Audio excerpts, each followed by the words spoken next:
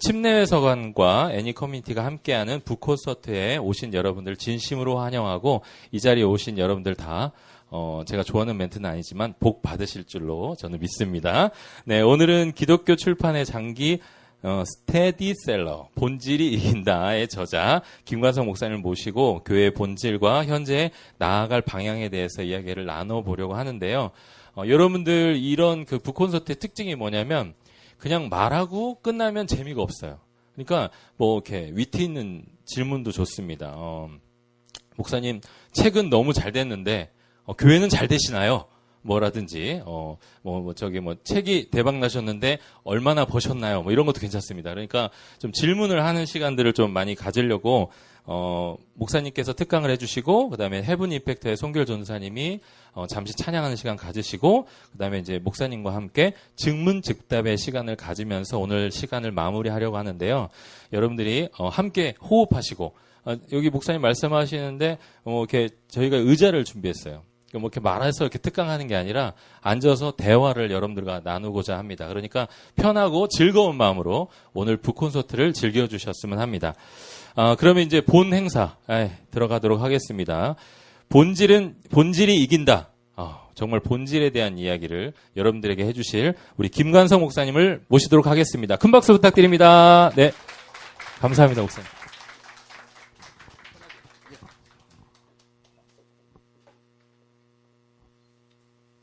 여러분 반갑습니다. 별로 안 반갑습니까? 제가 지금 뭐 하면 되죠? 이 책이 나온 지 벌써 2년 6개월이 훨씬 지나서 다시 북콘서트를 이렇게 한다고 하니까 좀 기분이 묘하네요. 근데 오늘 우리 사회자님께서 그 멘트 해주신 것 중에 장기 스테디셀러, 그것은 구라입니다.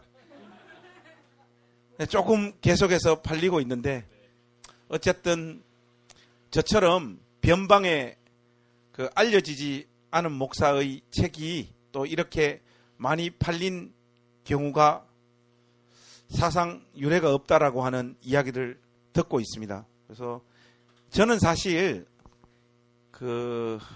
제가 72년생이니까 우리나라 나이로 45이죠. 45해를 살면서 내 인생에 좋았던 날이 별로 없었습니다.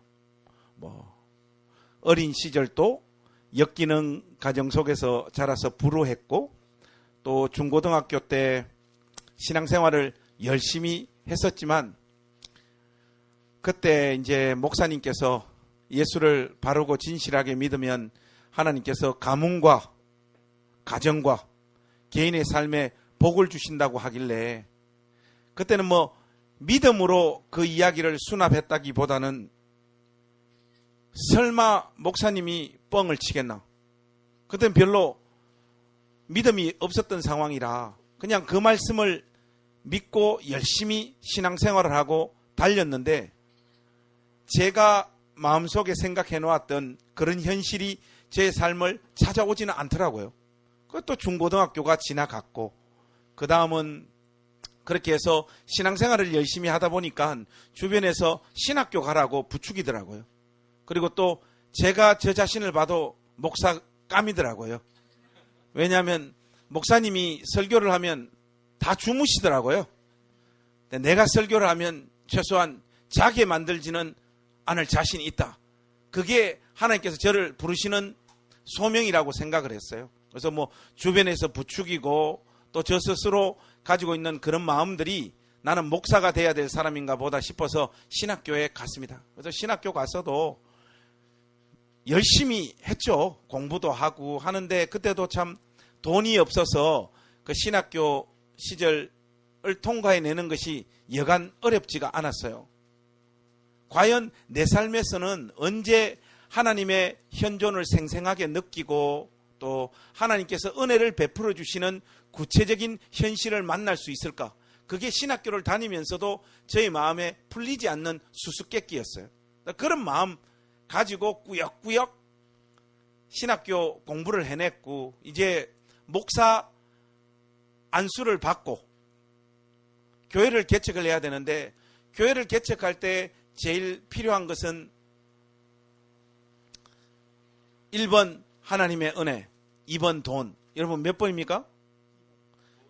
1번은 접대형 멘트고 현실에서는 돈이 있어야 되더라고요. 근데 교회를 개척을 하려고 하는데도 저에게는 뭐 돈이 하나도 없었죠. 그러다가 이국리 저국리 끝에 학원 교실 하나를 빌렸어요. 근데 주변에서 이렇게 이제 코치해 주시기를 예배당이 이뻐야지 사람들이 온대요. 그래서 그때 아마 전 재산 다 털어가지고 제비표 페인트 그 분홍색 색깔 2통 사가지고 그 교실, 학원 교실을 하나 렌트를 했는데 그 분홍색으로 다 칠했던 기억이 지금도 생생합니다. 강대상은 교탁이 있어서 돈을 들일 필요가 없었고 그 뒤에 기독서점에서 15,000원짜리 십자가 하나 걸고 그 교실에서 개척을 시작을 했어요.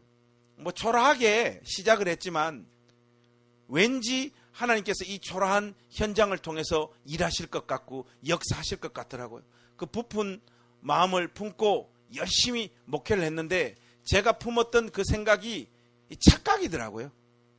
그래서 1년이 가고 2년이 가고 3년이 가고 4년이 가고 5년이 가고 한 개척교회 한 5년 하고 나니까 개척교회 하기 전부터 거지였는데 개척교회 한 5년 하고 나니까 진짜 완전 거지가 돼버리더라고요.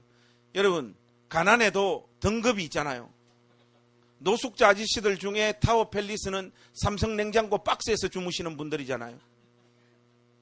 근데 정말 개척교회 한 5년 하고 나니까 모든 것이 다 무너져 버리더라고요. 경제적으로도 무너지고 이 영적인 침체가 오고 심지어 하나님이 살아계신가 안 살아계신가. 저희 어린 시절부터 지금까지의 신앙 여정 가운데 제가 의심이 많은 도마 스타일이라서 그런지 몰라도 하나님께서 함께 해주시고 도와주셨던 기억들을 솔직하게 인정할 수 있을 만한 삶의 내용이 없더라고요. 저는 그게 너무 비참했고 또 그 상황에서 생각을 더 깊이 들어가다 보니까 영적인 침체가 와버리더라고요. 그러니까 영적인 침체는 가장과 그 나이가 되어서 어느 정도의 위치에 가 있어야 되는 사람으로서 가 있지 못하는 그 박탈감, 이런 것들이 동시에 제 마음을 사로잡아서 뭐 우울증 같은 것들이 바로 이렇게 찾아오더라고요. 그리고 몸도 다 고장이 나기 시작을 하고 원형 탈모가 오고 고혈압이 오고 목 디스크가 오고 다 무너지는 거예요. 삶이 내가 소망하고 기대했던 소박한 차원에서 은혜를 베풀어 주시는 그 하나님의 현존도 느낄 수가 없었어요. 근데 그 길을 이렇게 통과해 가는데 사실은 개척을 같이 시작했던 권속들이 저에게 상처를 줬던 기억들은 거의 없는 것 같아요. 보통은 저와 함께 이 길을 같이 걸어갔던 가장 가까운 사람, 특별히 우리 집 사람이 상처를 제일 많이 주더라고. 우리 집 사람은 비교적 소박하고 착한 강원도 사람이에요. 근데 개척교회 한 5년 하고 나니까 지랄이 수시로 튀어나와요. 그 말이 표독스러워지고, 그러니까 여자들이 경제적인 어떤 바닥의 상황을 한 5년 이상 계속해서 통과해 가니까 여자들의 이 마음도 경직되는 차원을 넘어서 거칠어지더라고요. 그 시절을 생각을 하면 참 애들한테 보여줘서는 안 되는 모습들, 저희들 부부싸움 하면서 애들에게 너무 많이 보여줬던 것 같고요. 그러나 그것이 아이들에게 상처가 된다라고 하는 사실조차 저에게는 별 관심의 대상이 아니었어요. 제가 못 견디고 못 살 것 같더라고요. 우리 집 사람이 하루는 저보고 그러더라고요. 나 당신한테 진지하게 하고 싶은 말이 있다는 거예요. 그러니까 뭐 저같이 돈 못 벌고 아무것도 못하는 사람이 그 이야기를 어떤 이야기도 하라고 이야기할 수밖에 없잖아요. 그래서 어떤 이야기도 해라.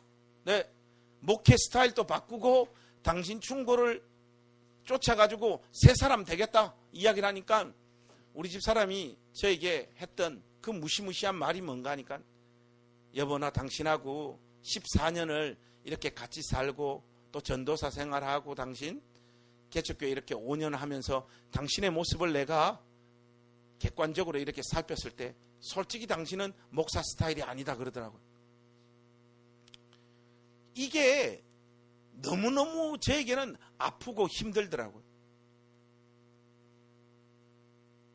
그때 우리 아이들도 참 아빠 마음이 그렇게 비참한 상태로 내몰리면 자식들이라도 위로가 돼야 되는데 우리 지호 지연이 엄마가 그 말 하니까 저한테 와서 했던 그 말도 잊을 수가 없어요. 아빠, 우리도 아이들 많이 모이는 큰 교회 다니면 안 돼요. 자기 아빠가 지금 교회 목사인데 그런 말을 자식들을 통해서 듣는 그 심정은요, 참, 그러니까 신앙적으로, 그러니까 영적으로, 육체적으로, 또 마음의 상태, 모든 것이 그냥 아침에 눈 뜨면 죽어버리고 싶은 거예요. 아무리 애쓰고 몸부림쳐도 하나님이 나와 동행하신다라고 하는 것을 솔직히 느낄 수가 없었어요. 그때 제일 힘들게 하는 분들이 누군가 하면 목사님들이에요.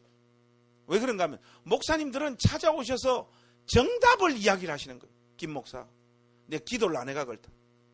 집중적으로 하루에 3시간 이상씩 하나님 앞에 매달려봐라. 여러분, 제가 기도 안 해봤겠습니까? 기도해도 안 되니까 괴로운 거 아니겠어요? 그리고 또 어떤 목사님 오셔서 신방을 열심히 해라. 신방 갈 사람이 있어야지 신방을 열심히 하죠. 그런 뻔한 이야기들, 그런 이야기들이 너무너무 힘들게 하고 사람을 힘들게 하더라고요. 괴롭게 하더라고요.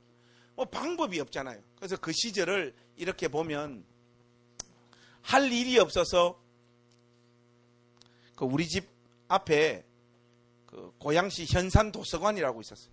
그래서 5분이면 갈 수 있는. 그냥 아침에 제일 일찍 가서 밤 늦게 도서관 문 닫을 때까지 거기서 책만 읽었던 기억이 지금 또 생생해요. 그때 생각하면 1년에 5, 600권씩 읽었죠. 그러니까 누가 그런 거예요. 하나님께서 훗날 목사님을 쓰시려고 그때 그 도서관에 집어넣어서 훈련을 시켰다. 여러분, 책 읽을 때 그런 기대한 마음으로 읽습니까? 할 짓이 없어가지고 그 책을 넘겼죠. 그때 솔직히 저는 책을 읽을 때 오늘 또 주님께서 이 책을 통해서 나에게 이렇게 깨닫게 하시는구나. 이 책 읽는 게 참 너무 좋다. 이런 마음으로 책을 읽었던 시간은 1초도 없었고요. 이런 표현이 어떨지 모르겠지만 그때 책 한 장 한 장 넘길 때마다 시발 나 지금 뭐 하고 있나? 내 인생은 도대체 뭐 하는 인생인가는 그 괴로움에 그냥 사로잡혀서 그 시간을 그냥 꾸역꾸역 통과했던 것 같아요. 집에 가면 돈 못 벌고 아빠로서의 기능을 전혀 하지 못하는 비참한 목사, 개척교회 목사. 근데 이런 식의 어떤 실존적인 고민도요, 그 배부른 고민이더라고요.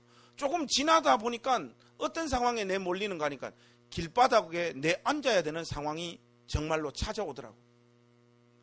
기도해도 안 되고 사람들에게 부탁해도 안 되고 이 수단 저 수단을 강구해도 삶의 조건들이 더 힘들어져가는 그 상황으로 몰려갈 때 제가 직전에 목회했던 그 덕은 침례교회에서 목회자 청빙 공고가 났어요.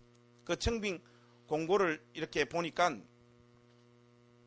사택 무상 제공. 저는 뭐 다른 문구는 하나도 안 들어오고 지금 길바닥에 내 앉아야 되는 상황이었기 때문에 사택 무상 제공. 그때 제가 태어나서 설교 준비를 제일 열심히 했던 것 같습니다.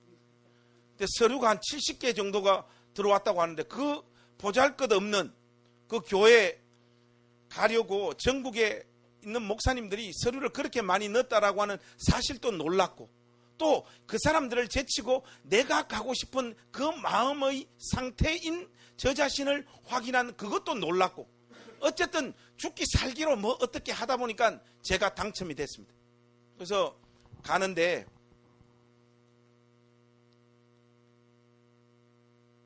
목회를 열심히 해봐야 되겠다. 사실 저는 그런 마음 없었어요. 그냥 비를 피할 수 있는 삶을 계속해서 지속할 수 있는 그 환경이 나에게 열렸다는 것, 솔직히 그것이 기뻤습니다. 가기 전에 뭐 교인들도 한 50명 정도 있다고 그러시더라고요. 그러니까 뭐 인간적으로 가면 이렇게 저렇게 하면 목회를 할 만하겠구나 그런 생각을 가지고 부임을 했어요. 하니까 여러분 그거 아시죠? 대한민국 교회 교인들 숫자 다 합치면 한국 인구 5배가 나온다잖아요. 100명 모이면 200명 모인다 하고 죽은 사람들 아직 교적부에 다 남겨져 있잖아요. 이사 간 사람들. 여기도 똑같더라고요. 가니까 뭐 50명은 없고 70살 넘은 할머니 7명, 아줌마 3명, 아저씨 1명, 그리고 결손가정 애들 8명 그렇게 있더라고. 뭐 가니까 이 목회 방법 저 목회 방법이 통할 수가 없죠. 제가 거기서 목회를 하면서 절절히 느꼈던 것들 중에 하나가 가난한 사람들보다는 부자가 착하더라고요. 가난한 사람들은 안 착하더라고요. 가난한 사람들이 더 착하다는 사람들은 동화책을 많이 봐서 그래요. 현실은 안 그렇습니다. 이 상처와 그 한을 뿜어내는 그게 참 견디기 어려웠고 저는 그냥 사꾼이었어요. 비를 피하고 삶을 살 수 있었다는 거. 그냥 그게 좋았어요. 그래서 뭐 저의 관심은 뭐 목회를 열심히 해야 되겠다. 솔직히 그런 마음 별로 없었고요.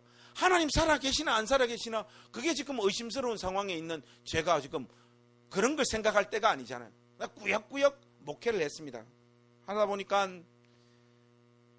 사택이 저는 1층이나 2층에 있을 줄 알았는데 지하에 있더라고요. 지하면 또 어떻습니까? 그래서 목회를 시작했죠. 하다 보니까 지하 사택에는 뭐 바퀴벌레, 집신벌레, 설마 깨구리까지 막 들어와요. 저하고 저희 집사람은 괜찮는데 또 우리 아들 지호까지는 괜찮은데 우리 딸내미 그 침대에 깨구리 올라오고 이러니까 그 초등학교 5학년 우리 지은이가 막 비명 지르고 이러죠. 근데 저는 강남 스타일이 아니잖아요. 경상도 아빠잖아요. 이 쌍나무 가시나 이씨 참아 이씨. 그 저의 분노와 그게 막 자식들에게서 퍼부어지는 거죠. 근데 저의 속마음은 아빠로서 목사 이전에 아빠로서 아이들에게 만들어줄 수 있는 삶의 조건이 이것밖에 안 되나 하는 그런 자괴감들 정말로 많이 가졌고요. 그런데 그것은 전초전에 불과하더라고요. 여름이 되니까 1층 창문에서 물이 쏟아져 가지고 지하 사택이 침수가 되기 시작을 하는데 한 번은 비가 이만큼 온 적이 있어요. 이게 뭐 감당이 안 될 만큼 그러니까 뭐 세간살이 이불 책 다 엉망진창 다 된. 근데 제가 높은 곳에서 물이 범람해서 밑으로 떨어지는 그 물을 막아내는 방법을 알아냈어요. 이거 호스 꽂아가지고 낮은 곳으로 호스를 당겨서 밑에서 쭉 빨아당기니까 물이 고이자마자 물이 빠지더라고요. 그래서 이 호스를 욕실로 당겨가지고 거기서 쭉 빨아당기니까 제가 이 방법을 알아냈을 때 제가 예수님 만났을 때보다 더 기쁘더라고요. 그런데 바닥에서 올라오는 물은 막을 수 있는 방법이 없더라고요. 바닥에서 올라. 그거는 실시간 퍼내야 돼요. 그 현관 쪽에서 올라오는 턱이 한 요 정도 됐는데 여기는 잠시라도 멈추면 물이 범람하기 시작을 하니까 여러분 하나님은 주로 비를 낮에 내리십니까? 새벽에 내리십니까? 제가 그때 알았어요. 하나님은 우리 인생과 같지 않구나. 우리 스타일이 아니시구나. 새벽에 막 집중호우가 옵니다. 그럼 여자들 일어납니까? 안 일어나요. 결국 만만한 게 우리 지호잖아요. 야, 이 새끼야, 일어나. 그 우리 초등학교 6학년 다니는 지호 데리고 저하고 그 쓰레받기 들고 현관 쪽에서 물 올라오는 거 실시간으로 퍼내야 돼요. 퍼내면 얘는 내일 학교 가야 되니까 아빠 힘들다 이러는데 빡 조용히 하고 계속해. 니만 힘든 게 아니다. 저의 경험으로는 하나님이 주로 비는 4시 50분에 그치게 합니다. 새벽 기도는 또 보내시더라고요. 그렇게 우리 덕은교회 여름이 그렇게 끝나면 우리 덕은교회는 11월 달까지 곰팡이로 사택이 다 도배가 돼요. 방에도 현관에도 심지어 책에도 이불에도 옷에도 다 곰팡이로 도배가 돼요. 누가 그러더라고요. 목사님, 물 먹는 하마 사놓으면 괜찮아. 30마리 사놔도 안 괜찮아. 그런 거 갖고 막아지는 곰팡이가 아니에요. 저희 집사람은 아침에 눈만 뜨면 그 곰팡이를 닦는 게 하루 일과였고, 아이들은 늘 폐렴, 감기를 달고 살았어요. 그런 것도 괜찮았고 한데, 제일 힘든 것은 뭐였는가 하니까 사택에 욕실은 있는데 화장실이 없더라고. 언제가 제일 힘든가 하면요, 샤워하다가 오줌 마려울 때가 제일 어려워요. 우리 집사람이 제발 그 욕실에는 오줌 사지 말라고. 살림하는 사람들 입장에서 보면 냄새가 나잖아요. 그 귀찮더라도 꼭 그 계단 17칸 올라가서 교회 문 열고 삥 돌아가면 바깥에 공용 화장실에 가서 일을 보라고 하는데, 샤워하다가 오줌 마려운데 그게 됩니까? 안 되잖아요. 오줌 싸버리잖아요. 그 다음에 샴푸하고 뭐 퐁퐁 풀어가지고 냄새 안 나도록 이렇게 섞어가지고 하지만, 살림하는 여자들은 기가 막히게 다 알더라고요. 야봐, 여기 왜 오줌 쌌냐고 또 그러면, 그때는 새벽에 아무리 기도 많이 하고 성령 충만해도 그 순간에는 거짓말이 튀어나오더라고. 내 오줌이 아니고 지호 오줌이다. 비참하죠. 아이고, 그러다 보니까 우리 집사람도 이제 점점 더 지쳐가고, 이 화장실 문제를 도대체 어떻게 해야 되냐 하다 보니까 어린 시절에 그 요강이 생각이 나더라고요. 그래서 우리 지호 그 책상 밑에 보니까 쓰레기통이 큰 게 있더라고요.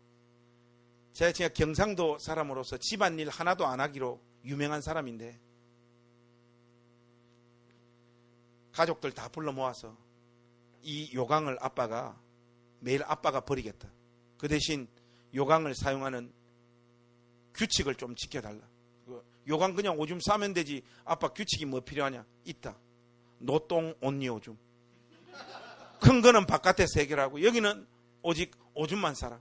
근데요, 오줌 요강에 살 때요, 규칙이 있어요. 오줌이 이렇게 차올라 오면요, 한 이 정도 오면 멈춰줘야 됩니다.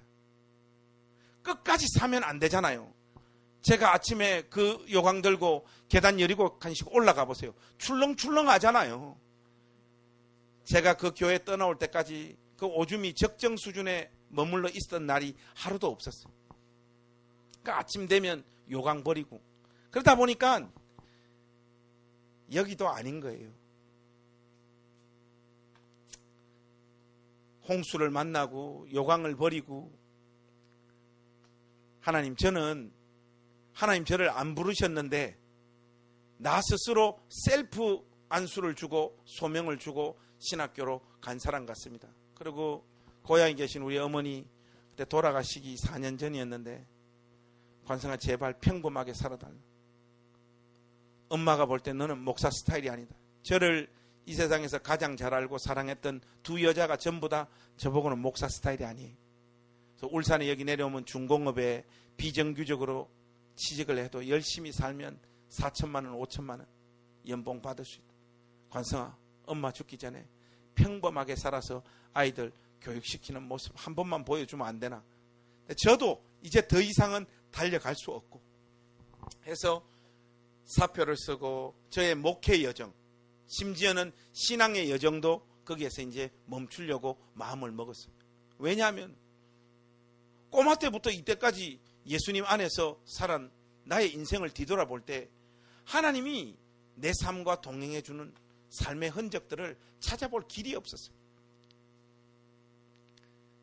목사님들이 제일 잘하시는 말씀이, 꼭 오셔서 하시는 말씀 중에 사람을 미치게 하는 말씀이 하나 있는데, 김 목사, 하나님의 때가 있다. 여러분, 하나님의 때가 사실은 사람 잡는 거잖아요. 일찍 와도 되고 늦게 와도 되고. 그래서 저는 목회를 접으려고 교회에 이제 사임을 하고 고향 울산으로 내려가서 평범한 노동자로 살기로 마음을 먹었더랬어요. 그때 저의 삶과 사역의 전환점이 되는 사건이 하나 벌어졌는데, 우리 아들 지호가 고양시 글쓰기 대회에 나가서 1등을 했어요. 근데 우리 지호가 다니는 그 학교는 상을 타는 학교가 아니에요. 아까 우리 교회 아이들, 결손가정 애들이 거의 70%, 6학년 2반, 5학년 1반, 폐교 직전에 있는 초등학교였기 때문에 교장 선생님이 아이들이 어디 나가서 상을 타는 애들이 아닌데 우리 지호가 고양시 전체에서 1등하고 오니까 저보고 그러시더라고요. 목사님, 아이들 지호 교육을 어떻게 시켰길래 글을 이렇게 잘 쓰냐고 그러시더라고요. 돈이 없어서 뭐 학원 안 보낸 것밖에 없지 제가 무슨 뭐 교육 방법이 있겠습니까 하니까, 그리고 그 일이 넘어갔는데 3달인가 2달인가 저는 이제 거의 사임을 확정 지으려고 하고 있는 찰나였는데 우리 지호가 학교를 다녀오더만 아빠 그러더라고요. 그래서 뭐고? 아빠, 내가 내일 고양시 대표로 경기 도대회 어린이 글쓰기 대회에 출전한다는 거. 근데 아빠는 아이들에게 이상과 꿈도 심어줘야 되지만 현실도 가르쳐줘야 되잖아요. 니는 안 돼 이 새끼야. 하니까 아빠 왜 안 되냐. 니 지금 장난하나? 야, 고양시에서는 너가 학교가 좀 불쌍하니까 너 글 대충 쓰면 임마 배려해 준다고 상 하나 준 거야. 도대회는 그런 데가 아니다. 대치동 학원가에서 논술훈련 집중적으로 받은 애들 전부 다 온다. 니 될 것 같나? 그 교수님 아들, 선생님 아들들 전부 다 오는데 아빠가 니 글 쓰는 실력을 하는데 니까지 그거 나가가 되겠나? 꿈 깨고 학교 하루 안 가는 거 그거 보람으로 삼아. 아빠 10,000원 줄 테니까 떡볶이 사 먹고 잘 놀다가 와라. 이렇게 우리 지호를 보냈어.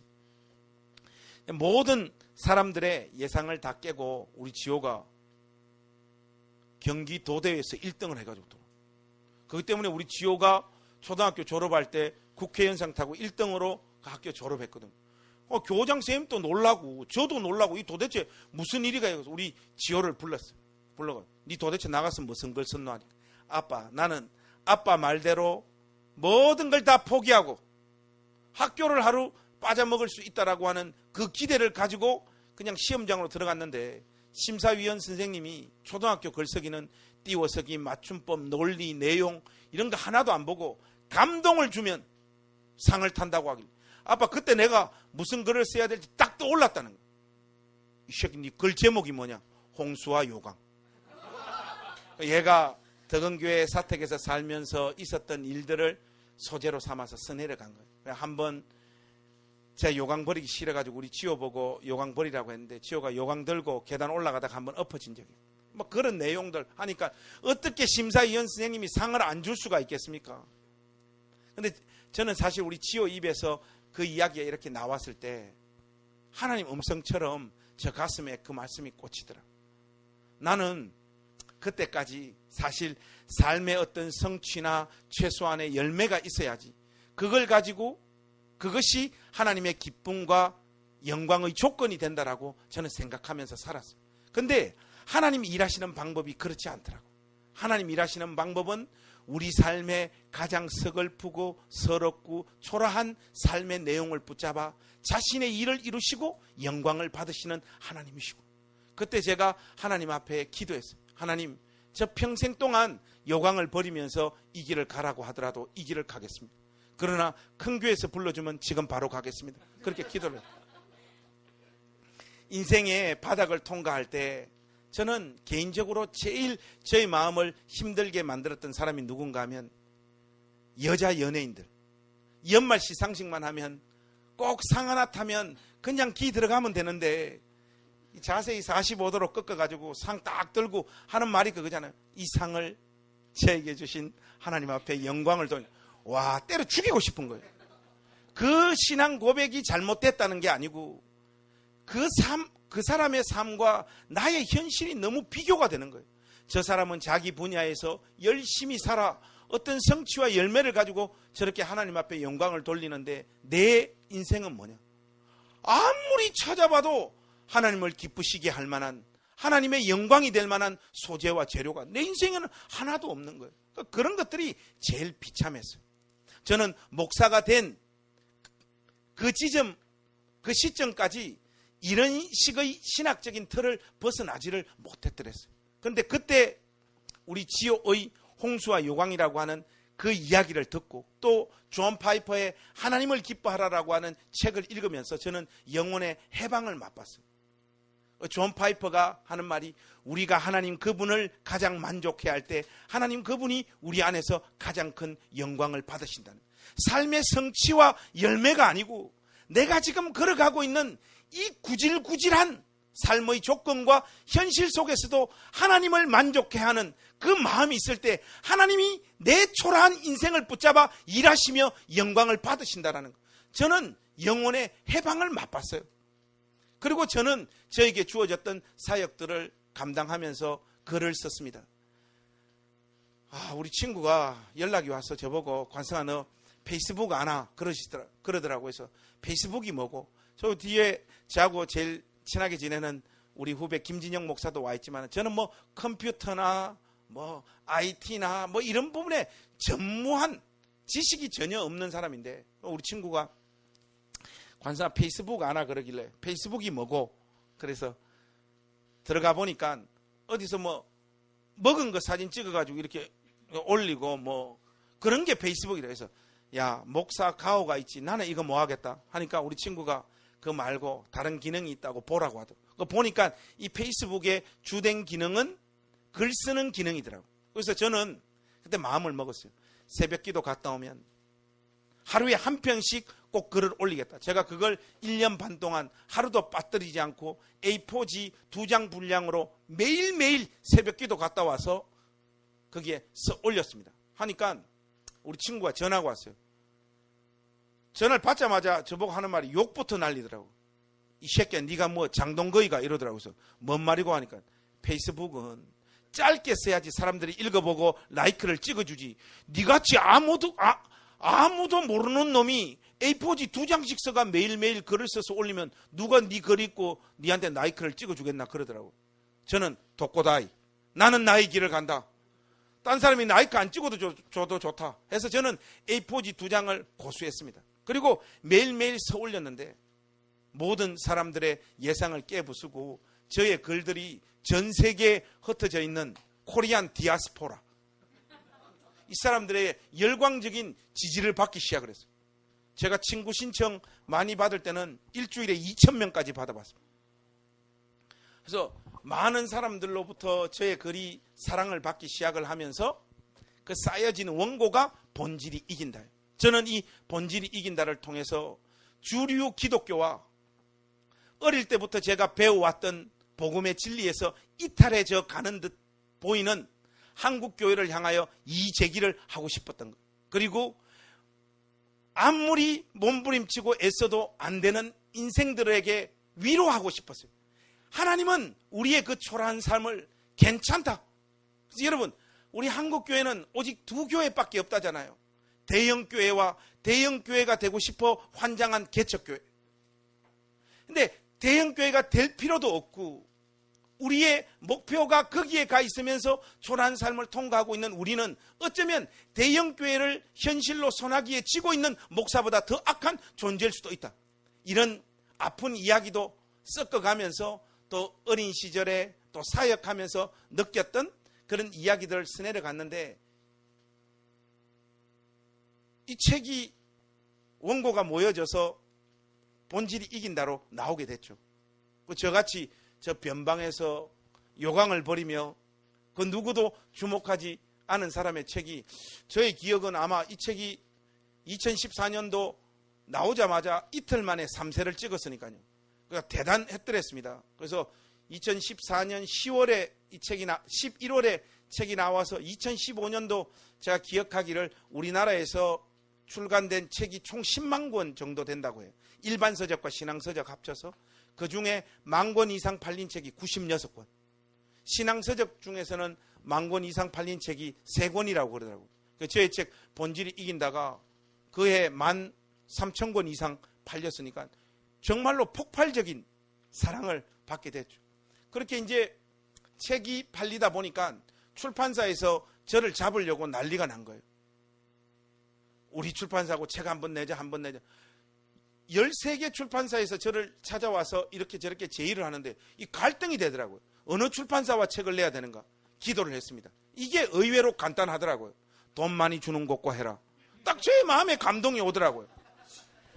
그래서 돈 많이 주는 출판사와 계약을 하고 두 번째 책, 살아봐야 알게 되는 것, 그 책을 선했죠. 그 책도 10,000권 이상 팔리면서 이렇게 저렇게 사랑을 받게 됐어요. 근데 지금도 그 기억이 생생한데, 그 두 번째 책을 낸 출판사에서 국민일보에 저자와 저의 책을 광고를 하는데 문구를 어떻게 잡았는고 하니 참 지금 생각해도 참 기가 막혀요. 저자를 알리기 위해서 저의 어떤 핵심적인 이미지를 포착해내야 되잖아요. 그러니까 요강 목사 김관성 이런 거예요.